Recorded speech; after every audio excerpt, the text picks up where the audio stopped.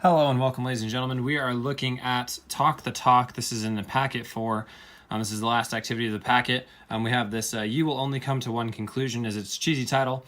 And it says, you have investigated different relationships to make and analyze several conjectures about triangles throughout this lesson. You will prove these as theorems in upcoming lessons. So we've made several assumptions. We're going to prove these as theorems later. And I know that underline wasn't great. It was just more of an action than you actually need to underline it. So number 1 here says, describe the difference between a conjecture and a theorem. The biggest thing that I want you to know here is that a conjecture is not proven and that a theorem is proven. Now, what does that mean exactly? Okay, so proven means that it's true always. Okay, that means that a theorem is proven, which means that it is true 100% of the time. Every case, so if my theorem is that the interior angles of a triangle add up to 180 degrees, okay, then that means that every single triangle that you can possibly draw, the interior angles add up to 180 degrees, excuse me. If something is a conjecture, if I assume that every triangle, okay, if I assume that every triangle has the interior angles of 180 degrees, then that doesn't mean that I know it for a fact. That doesn't mean that I know that's true every single time, but I'm assuming, okay, and that's the other word that we've used for conjecture a lot is assumption. I'm assuming that that's true for everything, but a theorem is proven to be, or it is proven and it is true 100% of the time here. So now we have number 2. It says, based on your observations, draw an example of each conjecture made in this lesson. So the base angles of an isosceles triangle are congruent. So basically what these are asking you to do is to draw a picture to describe this statement. So we're kind of playing Pictionary a little bit. So the first thing that I would do, now please note that I am going to freehand all of these. So if they're not exactly perfect, I apologize, okay? But, so we're talking about the base angles of an isosceles triangle. So the first thing I'm going to do is draw an isosceles triangle, okay? And I'll mark those two sides as congruent. And then it says that the base angles of an isosceles triangle are congruent. Now, here's my base, okay? So now I will mark those as congruent. Now, if you really want to as well, you can label your vertices and then say that angle B is equal to angle C, okay? Or the measure of angle B is equal to the measure of angle C. If you'd like to do that as well, you have multiple options there, whatever works for you, okay? So now part B here we have, a point lies on a perpendicular bisector of a line segment, or a point that lies on a perpendicular bisector of a line segment is equidistant from the endpoints of the line segment. So first thing you want is a line segment.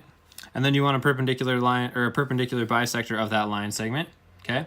Obviously, if you're constructing these, you would have your little arcs as well to determine where that perpendicular bisector is. But basically all you're saying is that if my point is here, okay, these two lines are equal in distance, right? So that this point is equidistant from both points. If I have a point up here, then the distance from here to here is also equidistant. So another way that you can mark that, sorry, those dotted lines, I wanted those to be solid. Another way you can mark that is you can mark these with 2 tick marks. That means that both these lines are the same distance, and say maybe we have another point farther down here, okay, then we could use 3 tick marks to mark that these 2 lines are also equal in distance, right? So all 3 of these points, they all lie on the perpendicular bisector and they all are equidistant from the endpoints. So if you'd like to, you could measure or you could label all of these points and then talk about how, you know, AB is equal to BC, and you could do that if you'd like, but you don't have to, right? So you can just draw this and you show me that this is a perpendicular bisector. These are different points on that perpendicular bisector, and they are all equidistant from the endpoints of that line segment, okay? So next one we're looking at, part C here says the measure of the exterior angle of a triangle is equal to the sum of the measures of the 2 remote interior triangles, or interior angles, excuse me. So first thing I need is a triangle. Okay, you can draw any triangle. Mine kind of looks like an isosceles triangle again. Okay, so the measure of an exterior angle. Well, what's an exterior angle? Okay, an exterior angle is if I take any one of my sides and I extend it. I'm just going to go ahead and take this base and extend it. Okay, so an exterior angle is the angle that's created from here to there, right? So if I extended this line, then it'd be that angle. Or if I extended the same line but the other direction, it would be this angle, okay? So we were saying that the measure of the exterior angle of a triangle, so we'll go ahead and look at this triangle, or excuse me, this exterior angle.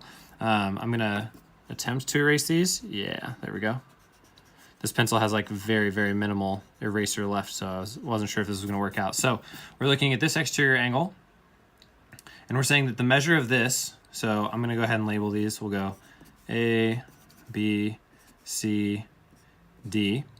Okay, so I want to say that the measure of angle ACD is equal to, okay, the sum of the measures of the two remote interior angles. So remote interior angles are the two angles that are away from the exterior angle. Okay, so the exterior angle is touching or right next to angle ACB.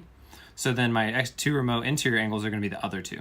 So I'm going to say that the measure of this exterior angle is equal to the sum of these two angles. So angle A plus angle B. So that's equal to the sum of those two things. There you go.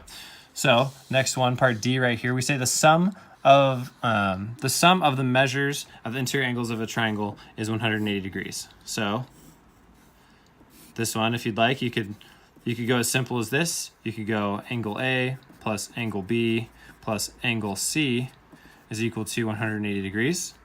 Right? You can draw any triangle because we're assuming that this is true, or we're drawing a situation where this is true for every triangle. So any triangle you draw, okay, and then you can just label it kind of like this. So your triangle could be long and skinny. Okay, it could be an acute triangle that's not, or you could draw an equilateral triangle if you want. Okay, any triangle you draw, you can just label ABC for your sides or your vertices, and then label ABC to add up to 180. So there you go. So now part E right here says the length of the third side of a triangle cannot be equal to or greater than the sum of the measures of the other two sides. So basically, again, I'm talking about triangles, so I'm just going to draw a triangle to start. Okay, so A, B, C. So the length of the third side of a triangle cannot be equal to or greater than the sum of the measures of the other two sides. So I would say that, so the length of the third side, well, which side is the third side? Well, the third side can be any of these sides. So we'll write three different statements, okay, and I'll actually do it over here. We can say that AB, we can talk about side AB, we can talk about side BC, we can talk about side CA, okay. We said that the length of the third side of a triangle cannot be equal to or greater than, so it can't be greater than or equal to. Okay, so these are all greater than or equal to signs, and then we can put a little cross through them. It cannot be greater than or equal to the sum of the other two sides. So for AB, the other two sides would be BC plus CA. For BC, the other two sides would be AB plus CA. Right, and then for this side, CA, the other two sides would be AB and BC. There you go. So the third side, so 1, 2, 3, this is the case for every single one, cannot be. So that's what this cross out mark, like, it's kind of like the no smoking sign, right? If you have the little cigarette thing and then you have this the no smoking sign, kind of like that. So it cannot be greater than or equal to the sum of the other two sides. And so we have AB, BC, CA. Those are our three sides. So this side cannot be greater than or equal to the sum of the other two. And then we just say that for every single side. There you go. So now part F right here.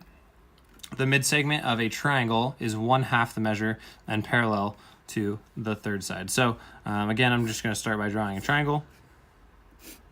The midsegment of a triangle, so say I find the midpoint of this side and the midpoint of this side, and I connect those midpoints, okay? So now I do want to label these. I'll go A, B, C for the triangle, and then D and E for the midsegment. So the midsegment of a triangle is 1/2 the measure and parallel to the third side. So, okay, DE, we can see that it's parallel to BC, which is the third side. So DE is parallel to BC. That's one of the things we said. We also said that it's half the measure. So the measure of DE is equal to 1/2 the measure of BC. And I kind of ran out of there, kind of ran out of the box here. But we said that the measure of the midsegment right here, DE, is equal to 1/2 the measure of BC. We also said that DE is parallel to BC. Right, so for all of these, people tend to overcomplicate these ones. You're literally just playing Pictionary. You're trying to draw something that describes to me this exact statement. And so by doing this, okay, by drawing it this way, I can see that my midsegment, DE, is parallel to BC and also 1/2 of its length. So there you go. That is the Talk the Talk. I hope you guys have a wonderful night. You're all beautiful people. I will see you all in class. Adios.